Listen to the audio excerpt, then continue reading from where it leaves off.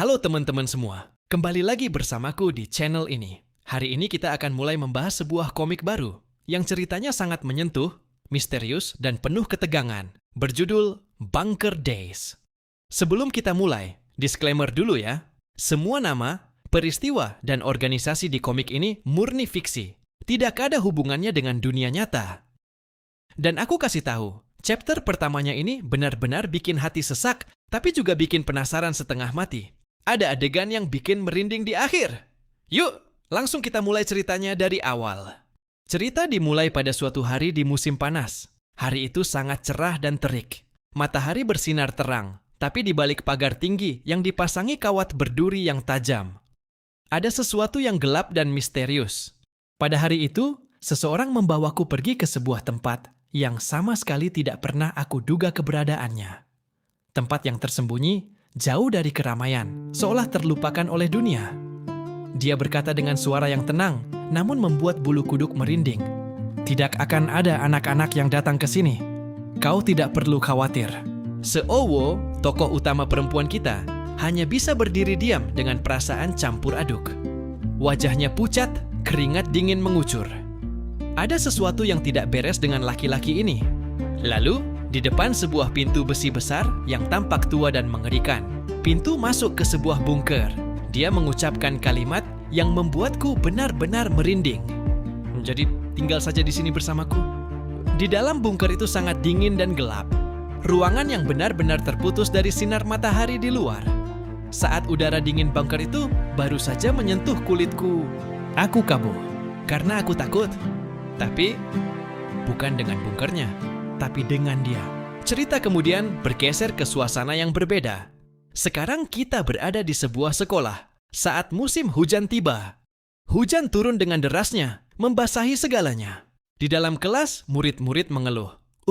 Kaos kakiku benar-benar akan basah. Kapan hujannya akan berhenti? Aku jadi bosan sekali. Ini kan lagi musim muson, pasti akan terus hujan. Jawab temannya santai. Tapi kemudian, pembicaraan mereka beralih ke sesuatu yang lebih menarik. Salah satu murid berkata, "Bukankah tempat itu terlihat semakin mencekam karena hujan ini?" "Apa?" Tanya temannya bingung. "Tembok penahan ledakan militer itu." Dari jendela kelas, terlihat sebuah bangunan tua yang megah, namun menyeramkan di kejauhan. Tembok penahan ledakan peninggalan militer itu sudah sangat tua, tidak terawat, dan dikelilingi pagar kawat berduri. "Oh itu. Tempat itu sudah tua sekali. Kalau dekat terlihat lebih seram," kata seorang murid.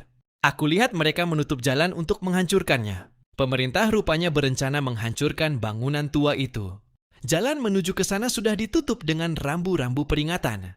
Tapi, ada murid yang bertanya dengan penasaran. "Tapi bukankah aneh kalau mereka tiba-tiba menghancurkannya sekarang? Itu lumayan tinggi kan? Apa mungkin ada orang yang melompat dari situ? Makanya mereka mau menghancurkannya." Nah, di tengah gosip ini, kita lihat tokoh utama kita lagi tidur di mejanya. Dan begitu temannya sadar, dia biasanya lewat jalan yang ditutup itu, keluarlah candaan horornya. "Nanti kalau kau lewat situ, ada hantu yang memanggil namamu. Hahaha. Dan tiba-tiba, bruk, dia yang tadi tidur, entah kapan, udah ada tepat di belakang mereka. Semua kaget. Kenapa kau tiba-tiba ada di belakangku? Menyeramkan sekali." Dari sini, bulinya makin nggak santai, guys. Dia diejek nggak punya kehadiran, dibilang suram, dibilang hantu, sampai keluar kalimat paling nyesek.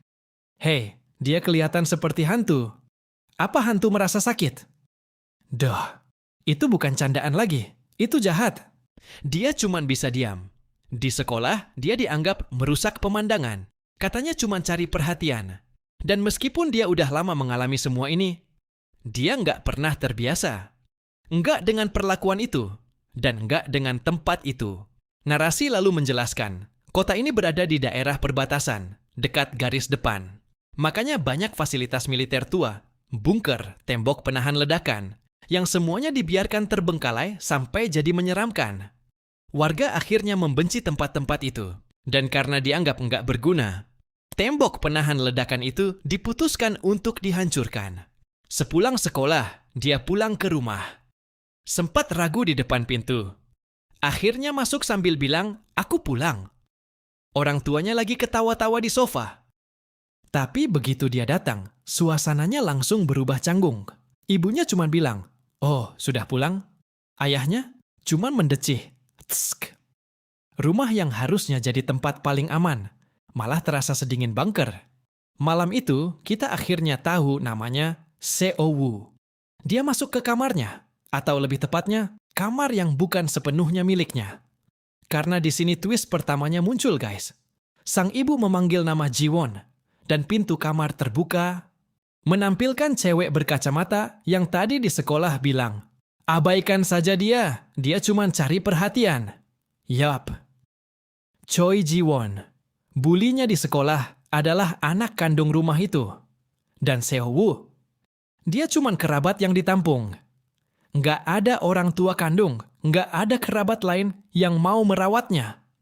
Jadi sekarang bayangin, cewek yang ngebully dia di sekolah harus satu atap, bahkan satu kamar, dengan dia di rumah. Neraka versi mana lagi ini, guys? Ji-won jelas nggak terima. Dia nyenggol bahu Seo-woo dengan kasar, lalu langsung ngadu ke ibunya. "Ibu, nggak bisa lakukan sesuatu soal dia? Kalau libur dimulai, dia bakal makin sering di rumah.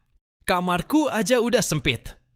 Sang ibu cuma bisa menjawab pelan, "Kamu tahu kan, nggak ada kerabat lain yang bisa merawatnya." Tapi Ji-won udah di titik didih. Bilang saja ke dia, "Kita nggak bisa terus begini. Kita nggak perlu terus merawatnya hanya karena kita bisa." Dan Seo-woo mendengar semuanya. Dari balik pintu, dia nggak marah, nggak nangis, nggak teriak. Dia cuma berdiri diam. Karena jujur, ini bukan pertama kalinya dia mendengar kalimat seperti itu. Bibi membuka pintu dan mendapati Seo-woo di sana. Dengan wajah bersalah dia bilang, "Kamu pasti mendengar semuanya." Ji-won cuma sensitif hari ini. Dan perhatikan jawaban Seo-woo, guys. "Ah, tidak. Saya tidak apa-apa. Terima kasih sudah merawatku, Bibi." Dia yang disakiti. Malah dia yang berterima kasih. Bibi lalu menyodorkan sebuah tas berisi bekal dan dengan hati-hati bertanya, "Maukah kamu menginap di rumah teman hanya untuk malam ini?" Bibi nggak bermaksud mengusir. Bibi cuma sedih melihat Seo-woo harus terus berhati-hati di rumah itu. Dan Bibi mengira Seo-woo punya tempat untuk pulang. Tapi kenyataannya, rumah teman. Seo-woo bahkan tidak punya satupun teman untuk dituju. Dan malam itu, di bawah hujan deras, Seo-woo berjalan tanpa tujuan. Sampai ketika dia tersadar, kakinya sudah membawanya ke sini. Pagar kawat berduri, jalan kosong. Fasilitas militer tua itu. Tempat yang sama dari gosip teman-temannya tadi. Katanya ada yang lompat dari sini. Tapi Seo-woo tahu, tempat ini nggak setinggi itu. Dan karena nggak ada seorang pun yang datang ke tempat terpencil ini, wajar kalau orang-orang nggak tahu apa yang sebenarnya ada di sini. Tapi tunggu, kalau nggak ada orang yang datang ke sini, lalu siapa sosok yang berdiri sendirian di atas atap bangunan itu? Di tengah hujan deras, tepat di tempat yang katanya tidak akan ada anak-anak yang datang. Hujannya nggak berhenti-berhenti. Seo-woo masih berdiri di tempat yang sama, basah kuyup, nggak punya tujuan. Sampai matanya menangkap sesuatu di balik pagar kawat berduri, sebuah palka logam di tanah. Di sini juga ada bunker. Dan begitu melihat bunker itu, semua kenangan buruk langsung menyerbu kembali. Siluet anak laki-laki itu, pintu yang gelap, undangan yang bertahun-tahun lalu membuatnya lari ketakutan. Tapi malam ini, dia nggak ada di posisi untuk pilih-pilih. Nggak ada rumah yang menerimanya. Nggak ada teman yang bisa ditumpangi, dan hujan makin deras. Oke guys, bagian ini berat, jadi dengarkan baik-baik.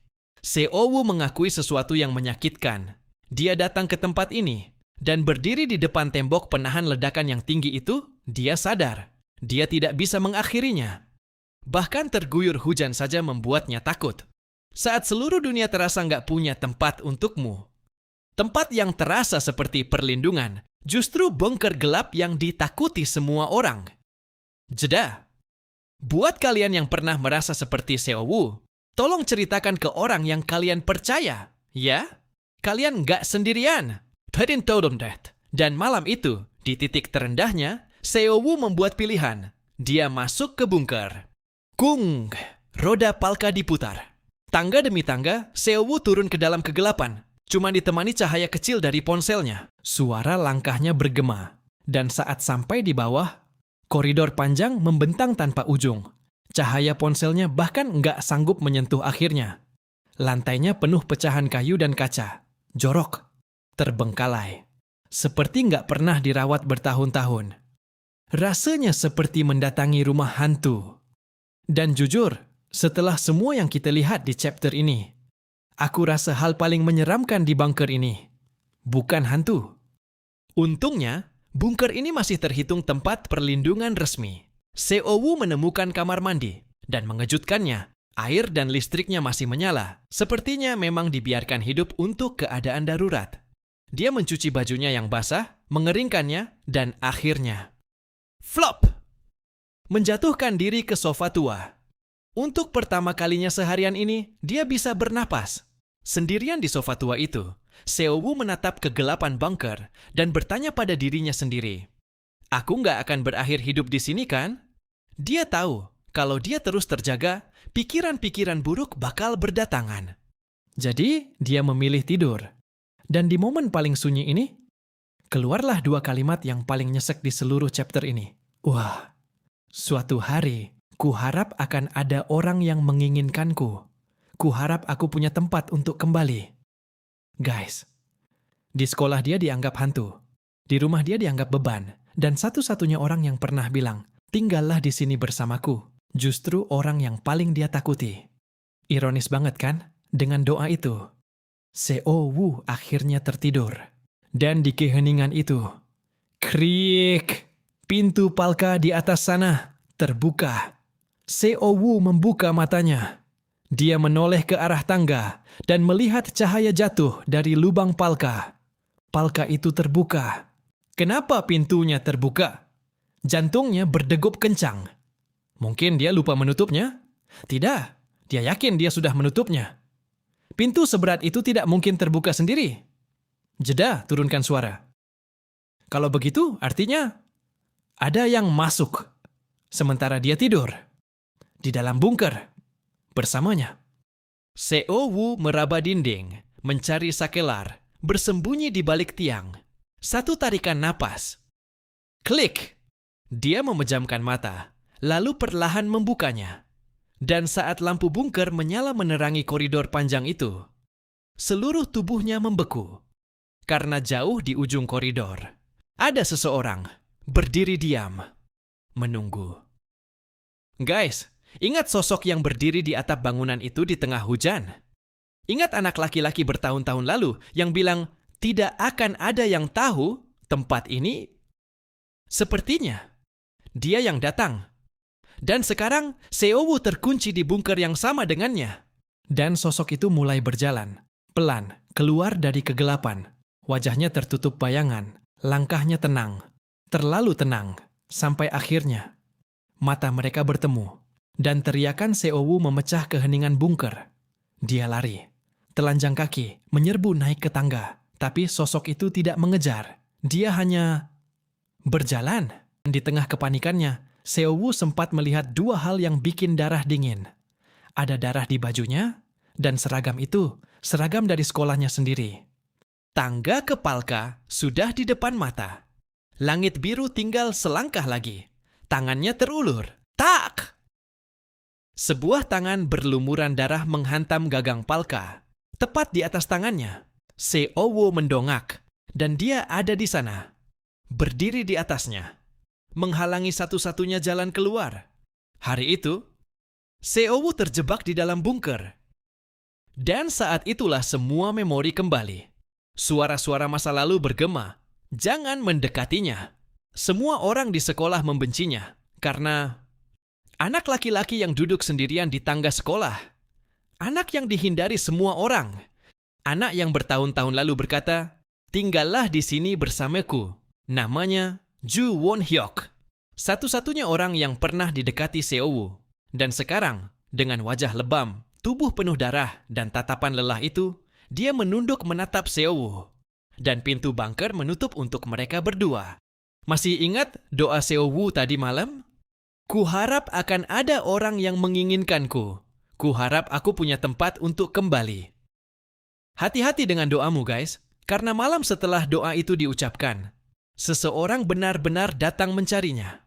Bukan teman, bukan keluarga, tapi satu-satunya orang yang pernah menginginkannya, sekaligus orang yang paling dia takuti. Dan begitulah chapter 1 Bunker Days berakhir.